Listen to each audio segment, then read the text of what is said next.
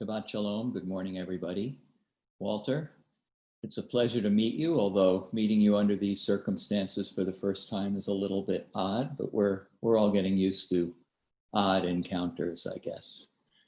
So thank you very much for doing this. Welcome to Adat Shalom. I know you're a relatively new member. As the song says, why don't we begin at the beginning? Tell us about your childhood, your family, and growing up in Los Angeles. Well, as I mentioned in the paper that was posted, it was a very reform family and a very reform community, and the shul was even more reform. So I learned very little about Judaism, but it was still good growing up there. And just two pictures from me is a friend from the third grade, Joel Bremen. So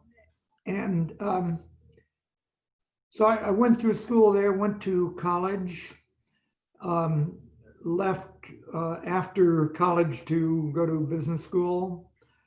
I had initially... Walter, you're rushing way ahead. Let's take a little more time on the early years. I'll refrain from asking you what Joel was like as a third grader, but what about your family? Did you have a bar mitzvah? What kind of religious background did you have? What did your parents do? No bar mitzvah. Went to religious school and had a confirmation. My father was a small businessman, insurance, and through much of my childhood, I expected to go into his business. There was a lot of pressure to do so. And luckily, when my sister got married and her husband joined the business, that left me off the hook. And I began thinking of other things. But what was the other question you had asked? No, that's fine. That's fine. And so you went off to college. By the way, here's a fun fact about our first three honorees, what Walter pointed out to me. Joel and Marie-Jean and Walter are all graduates of UCLA who are fluent in French. What are the odds of that in a congregation here in Bethesda, Maryland? But so tell us about college. What did you study, Walter? What were your aspirations then? Well, I studied business because I didn't know any better at that point. I mean, it was fine for grad school, but for college, it was stupid. My aspirations, as I said, were business, and in college, having fun. But also, I did feel I was in a hurry. I realized that I had made a mistake in my major, but thought I wanted to finish in 3.5 years rather than 4.5. In those days, they had classes that graduated from high school every 6 months rather than just once a year. And so I had started college in February and I finished 3.5 years later. And during that period, I did realize what I was missing. And so in the years that followed, I was compulsive about reading, and to some extent still am.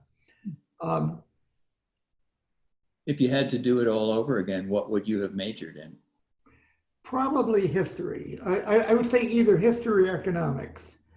I had nearly a major in economics. It would have been one of those two. Certainly what I read now is mainly history. Other things too, but history would be my main interest in terms of reading. So you must have been a very good student because you then traveled across the country and were accepted and attended Harvard Business School, but you had a change of heart when you got there. Do you want to talk a little about that? Yeah, the business school had a required first-year course it was called Business Responsibilities in American Society. And the idea was to get the students to think about business decisions in the context of how they affected the society at large. And it was a very useful thing because I, as well as many others, came with a very narrow vision that a belief in private enterprise and all sorts of things that went with that. The way the business school was structured, we formed study groups that discussed each case the evening before we discussed it in class. And in one of those discussion groups, dealing with a case for the course that tried to get people sensitive to the broader implications of business, I made some sort of silly statement. I don't recall what it was, but another member of the group, an Australian, a very bright Australian, challenged me and he said, "Walter, what sort of society do you want to live in?" And I realized I hadn't really thought much about it. And that started thinking that continued for the rest of the time at business school and beyond. But in the second year, one of the professors asked us to write a paper after spring vacation on what our career aspirations were. And that gave me time to think about where I was headed. And at the end of the week, I made a tentative decision that I wanted to do something involving economic development. There was a lot in the news in those days about developing countries and about the problems these countries and the people were facing. So it was a tentative decision. Luckily, I had another couple of years to confirm that decision before actually going to work, because after Harvard Business School, I went to Paris and studied economics and learned French. I did that for a year. And then I went to India to do research for a dissertation for a year. Then I returned to Los Angeles to write the dissertation. While doing that, I got involved doing some management consulting. So at the end of the 2 years that I was spending in LA, I had confirmed my decision of a career choice, but I had not finished the dissertation. And I thought I could finish it after I started work. That was a fantasy. So I went to work for International Finance Corporation, which is part of the World Bank Group. It's the part of the World Bank Group that was set up to help private enterprise in developing countries. So it made equity investments and loans without government guarantees to private enterprises.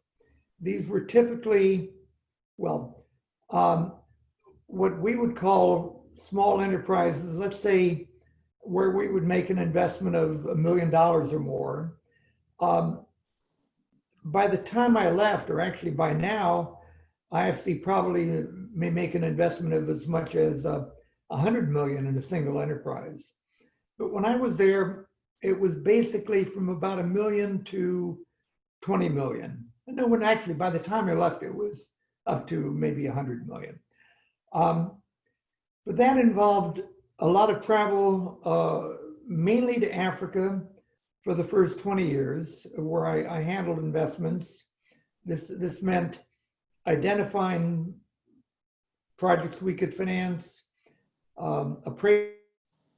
negotiating the documents, and then if need be, getting them out of trouble if they got into trouble. One of the high points was dealing with a company in Israel. We made one investment in that company and we're about to make a second when McNamara, who was president of the World Bank at the time, decided that Israel was too prosperous. But before that happened, there was about a year or so in which I was going to Israel often for this investment and another one we were looking into. And that had a big impact on my life because it strengthened my my identification as a Jew and my ties to Israel, I felt in many respects at home, but I felt frustrated not to know the language. And I always have had a temptation, difficult to resist, to learn other languages. Hmm. So I think it was on my first trip, it was Shabbat, and I thought I would go from the hotel in Tel Aviv to look at Yaffo. So I got out a phrase book and I went out of the hotel and I asked, Eifo Yaffo? And people would point and say, Yasmin, is this what I forgot? Oh, yeah. So in any event, I kept asking, and then all of a sudden, I would say Eifo Yaffo, and people would say Yaffo Po. And I didn't know what Yaffo Po meant. So I kept asking, and they got fed up and they walked away. And finally, I realized what was happening. So I then took I signed up for a class in Hebrew conversation, which used the same Habet Yishma book and method as in Israel. Superb teacher. And I was making good progress on that, but at the end of about a year, as I said, McNamara had decided that we could not operate in Israel, so I wouldn't be going there. It was getting more difficult. I couldn't just base what I was learning on the classes and the book. I had to really start studying grammar, and so I gave it up. But then, in terms of my Jewish development, Let's stay with the IFC for a minute more, and then we'll get on to that. So you were using the business skills that you had learned at business school to help poor countries develop. That was your theory, correct? correct. So you decided to try and work to aid the private sector in these countries rather than going to work for an NGO, or obviously Joel's work in public health was a different path, but in some ways a parallel path. As you look back on that, how do you feel about your work and whether in fact the spread of more private enterprise and capitalism did help alleviate poverty in Africa and places like that? Yeah, I felt good about it. I felt that I was involved with a number of projects that contributed. Tell us about one or two. What's that? Tell us about one or two. Okay. One of the more interesting ones was a tea factory and plantation in Rwanda. Hmm. A businessman from New York came to IFC and said he wanted to set up a tea factory. And some people thought this is crazy. What a sugar idea. But we had him come down to Washington. We met him and said, this guy is sensible and he knows what he's doing. So we went ahead and invested in a small tea factory. Could have said he had a Yiddish cup. Yeah, which was true. He was a landsman. And so the factory was completed. We looked at it to see how it was doing. And I'd sent actually it was a Lebanese colleague, a young Lebanese colleague, to look at the project. And he came back and said, it's doing fine now, but it's going to run into problems because of the unreliability of the supply of tea, the tea leaves, and the government pressure to increase the price of the tea leaves paid to the small farmers that were producing them. Hmm. And we talked about it and decided that they needed to have their own plantation for part of their requirements.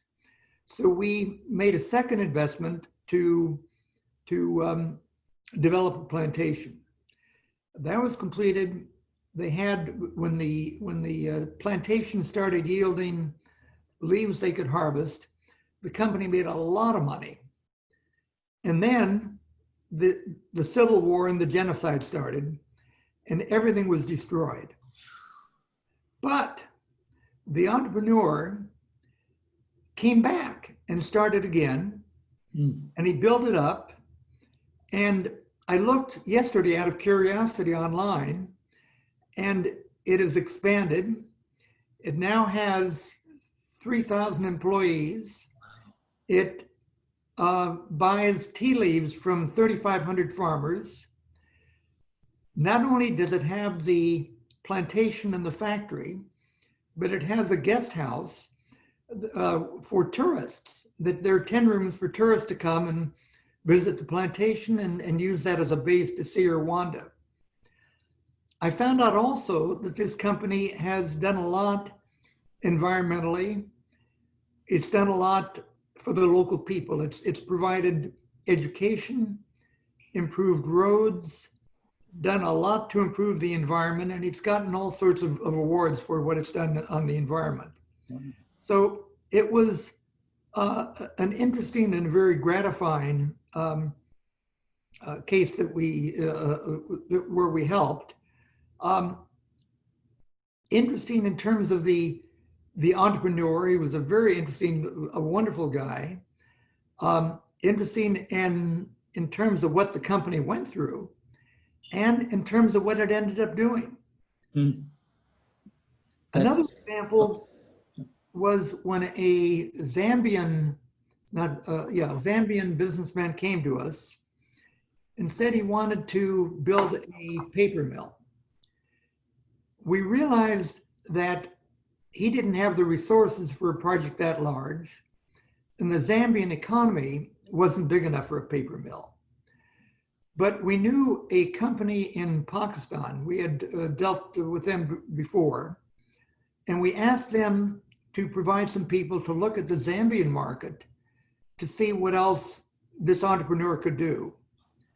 And they identified a niche, which was flexible packaging, the stuff made out of cellophane or plastic that you put around food or packages of soap or just all sorts of products. So this was going to require some technical know-how. So we got the Pakistanis agreed to agree to provide technical management. We negotiated a management agreement with them. We negotiated the contracts to buy the equipment, arranged the rest of the financing, and the thing went ahead. And I've lost track of that one and couldn't find it on the web yesterday, so I don't know how it's done. But it was fun helping this guy and bringing the various pieces together to make something happen. And that's typical that IFC would try to bring various things together and to provide not just money, but also guidance to keep things on track, or in the case of the Rwandan Tea Project, to find a solution to a problem that we saw coming a year or two in the future. That sounds not only like a really exciting kind of career, but also so rewarding. That's a real legacy to have played a part in starting these enterprises that employ people who otherwise might be struggling in these countries. So congratulations on that. Thank you. And by the way, I know we have, among other things, some Rwanda experts in the congregation. So if any of you have questions about that or anything else for Walter, please put them in the chat. We'll try to get to them before we're done. So when we left you in Israel, you were learning Hebrew and finding your way around. And I think this would probably be a good time for you to tell us how and where you met Debbie, who I guess is on your left and our right. Hello, Debbie. Hello. Yeah, a good friend of mine spoke with Abby Wenner. At that time, I forgot her maiden name. Well, in any event, and Abby was Abby's husband, Adam Wenner, who was Mordecai Kaplan's grandson, was a good friend of Debbie's brother. So Abby put the two of us together. We went out on a blind date, and exactly 6 months later, we were married.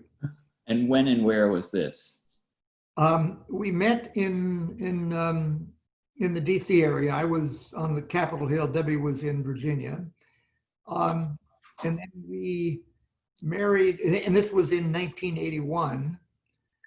We got married in Miami because Debbie's family was from there. And we hadn't planned it to be exactly 6 months, but because of the restrictions on when you can get married, we had to defer it into a certain date. And after we said it, we realized it was exactly 6 months. Where was the blind date? Do you remember? I hope you do. We went to a Vietnamese restaurant in Alexandria, I believe. What did we talk about? That's the Yeah. Debbie is very good at asking questions. She has a lot of curiosity. And she asked something related to exchange rates. And somehow we got onto that topic. And I talked on and on and on. And I thought Debbie was a great conversationalist. I was doing most of the talking. So what impact did your marriage then have on your relationship with Judaism? Well, Debbie had a much stronger background. She had gone to a conservative shul as a kid, had been bat mitzvah, had gone to Jewish camps, but she didn't push it. When we first got married, as Debbie said, we went to, well, no, I'm sorry, she said it to someone else. We went to Temple Micah, which was near where we lived on Capitol Hill. And I see Tom and Marty over there, Tom Stanton and Marty Zaslow, and I met them at Temple Micah through a common friend. And then when we had our first child, we bought a house in Bethesda. We deferred moving because Debbie was on bed rest because of of a difficult pregnancy. The day we moved, Debbie was in the hospital giving birth, and her folks helped us. And when we moved, we decided to join a conservative shul, so we went to Bethel, and we already had some friends there. They had an excellent cooperative nursery. And so we were there for many years.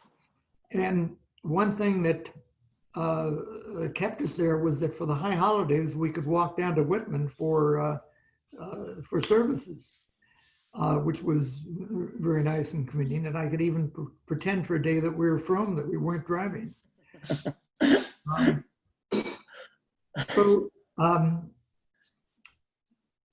We had gone to Adat Shalom for various mitzvot for Joel and Vicky's family, and we liked it.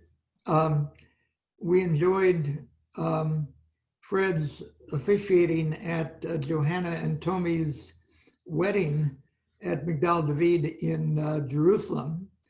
And I recall Fred mentioning that the Torah portion that day was from Isaiah, and he said, not the Torah, the Haftorah, and he said, and by the way, Isaiah lived just down the street. So we felt very comfortable, and it was, just a comfortable thing to do, although we deferred it until Debbie said, why not now? Walter, I wonder, when you got reconnected in some ways to Judaism through your marriage and through the work that you did in Israel, how familiar did it feel? I mean, you grew up your parents were both Jewish, obviously. I believe you told me your mom was born in Beirut. Did it feel like it was striking a chord with you that had been there all along, or did it feel like something new as you began to learn Hebrew and the rituals and all of that? Yes, both. A lot of it was new, but there was something down deep. I didn't learn Yiddish as a kid, but I heard enough so that when I heard Yiddish or when I learned German later on, it was easy to, not easy, but I was able to communicate with people. They would speak Yiddish, I would speak German, and we could communicate. In fact, we did this when the kids were young and Debbie's mother was in town, and we wanted to talk without the kids understanding. Debbie's mother would talk in Yiddish, I would understand in German, translate into French for Debbie, and then go back in the other direction. But a lot of things about being Jewish did resonate, and values were there. Even though I got a little bit off track around the time I was going to Harvard Business School, but they came back. And so it feels right, and it has had always a very strong emotional impact. So that, for example, when I read Isaac Bashevis Singer's, it was either The Manor or the Estate. And there was a passage in which one of the characters took his son to his brother-in-law and said, I want you to make him into a Jew.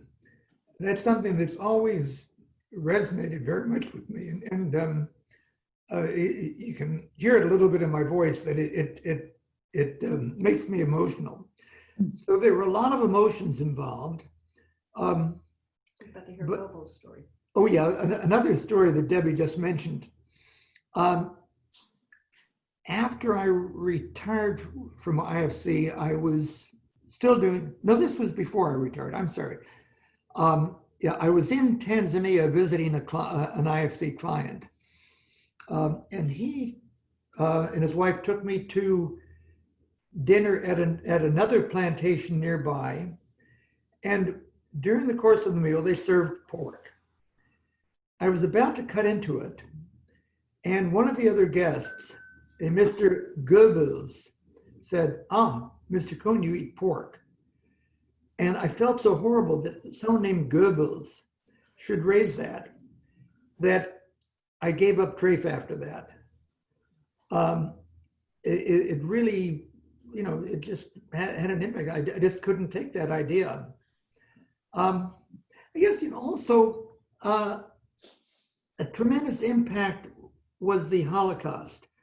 I didn't know, well, I knew that we had distant relatives who were killed in the Holocaust, but the emotional impact as an 8-year-old in 1944, when the newsreels showed the liberation of the concentration camps, it was overwhelming. And that has been an important emotional part of my life.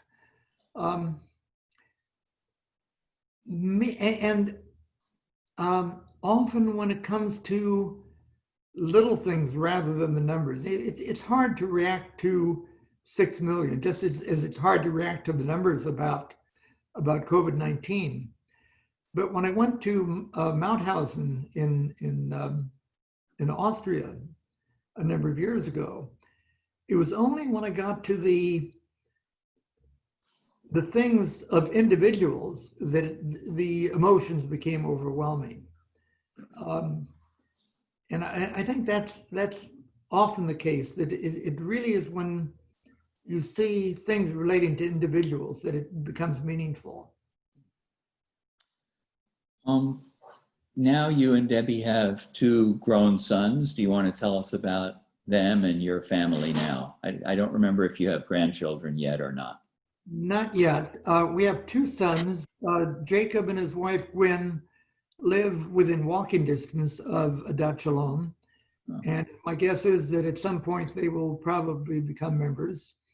And our younger son, Ezra, lives normally in New York, but because of COVID-19 and having had a roommate who was going out to work and coming back every day and all the rest of it, he escaped to this area before things got too bad, and he's now living temporarily with our son, our older son.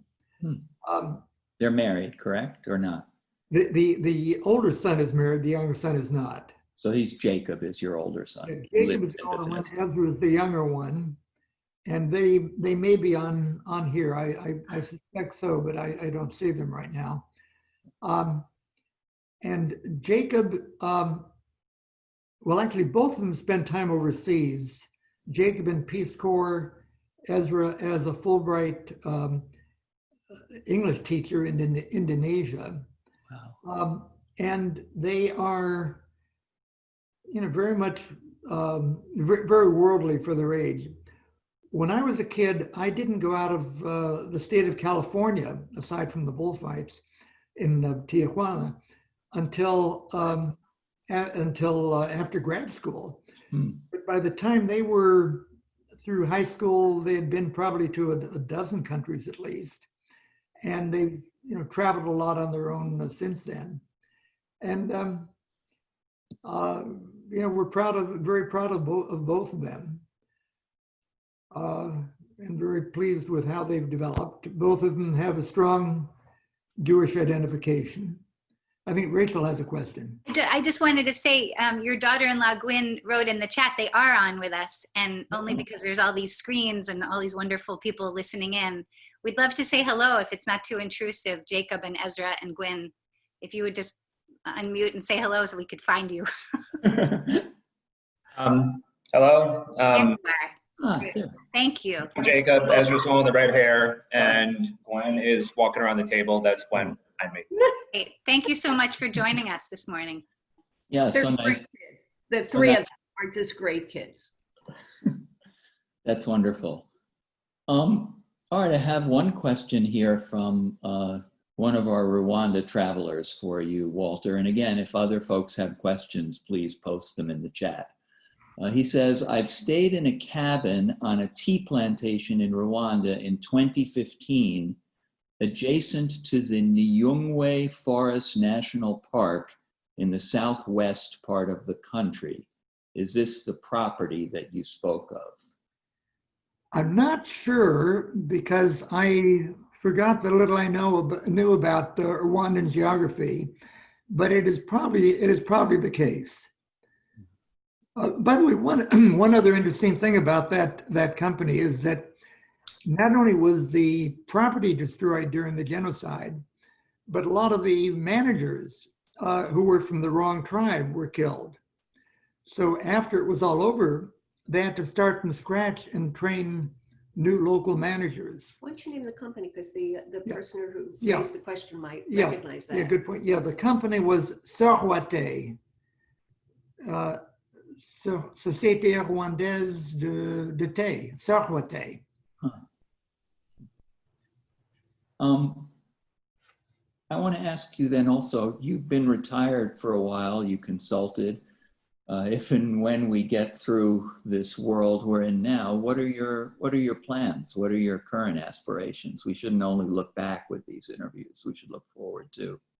Well, the main aspiration that I'm very much hoping to be able to do, but I'm afraid I will not be able to do, and that is to get out to go canvassing this fall. Joel and I and Vicki canvassed for many years, and Debbie now canvasses. It's by far the most effective way to try to help in elections. And it has been great fun. We've gotten, well, in recent years, well, we started going to Virginia, just across the river. And then Debbie and I started going to Pennsylvania because it was an important state. And last fall, we went to West Virginia. We would go typically Friday night, come back Sunday evening. We met tremendous numbers of people, fascinating people, and so different from anyone we've known, and had fascinating conversations, and had the gratification of feeling, in some cases, that we convinced someone to vote the way that and I assume most of you would like them to vote. And in other cases, getting them to get out to vote. So I think one of the most useful things that certainly I can do today and I hope to do in the future, and also one of the most gratifying things. I'm doing some postcards now to get African Americans to re-register in states like North Carolina and swing states. And I sent out some emails to friends, and about a dozen have told me that they've started sending these. Did I say emails? I meant postcards. Handwritten postcards. A dozen have said they've joined in. One said that he got a dozen of his friends. One of my sisters has gotten several of her friends. And actually the other sister in California is sort of a team leader for this program too. So as you can see, I'm a bit interested in elections, particularly under present circumstances. And so that, what's that? Yeah, so that's my main aspiration. Another thing I've been doing and that I've been concerned about recently is over the past several years, I've been helping to raise money for a preschool on the other side of the Anacostia River. I had been, after I retired, or even a little bit before, I had become very much concerned with the quality of education in DC. I looked to try to find, well, around that time, I read a piece by a Nobel Prize winning economist from Chicago that pointed out that the most efficient and effective way to help kids is to start young. And Marty Zaslow is one of the top experts in the country on this, and I see her in her photo there. So I looked at preschools in the district, and they were miserable. I felt they were just not going to be helpful.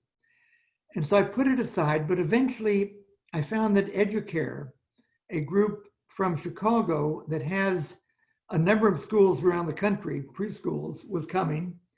So I got in touch with them. I followed their plans.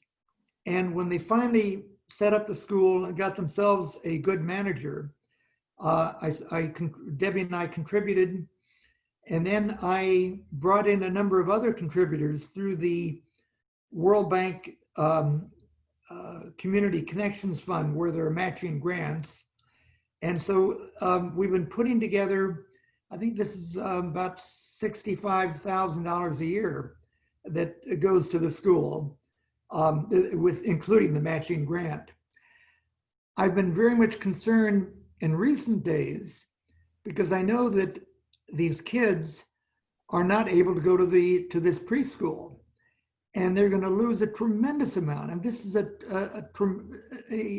vital period in the development of these children. They start, by the way, at just a few months, and they go until they're ready for school. And so they are losing a tremendous amount. And I'm concerned with what's happening, and very much afraid that this could continue well beyond the period that the administration is predicting. It wouldn't surprise me if we're talking about a couple of years rather than 6 months to a year and a half. I mean, Joel, of course, knows more about this than any of us, but it's a major concern. It's called pardon me. It's called Educare, EDUCARE. Correct. Yeah, Educare DC. They have a first-rate program.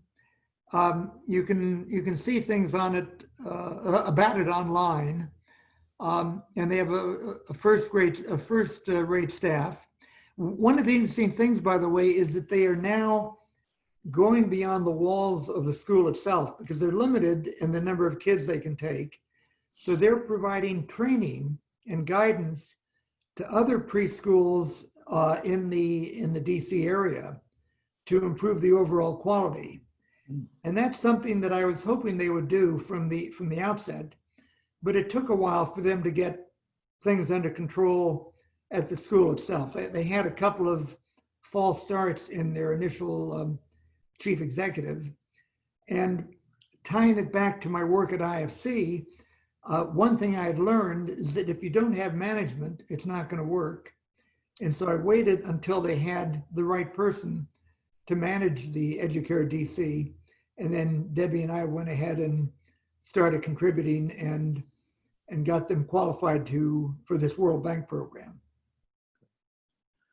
I think we're out of time. I mean, wow, you had a fascinating career, and it sounds like you're almost a model of how to have an active and thoughtful and caring, engaged, energetic, I could throw all the adjectives out there, retirement as well. So I know a lot of us probably can't wait to meet you and Debbie.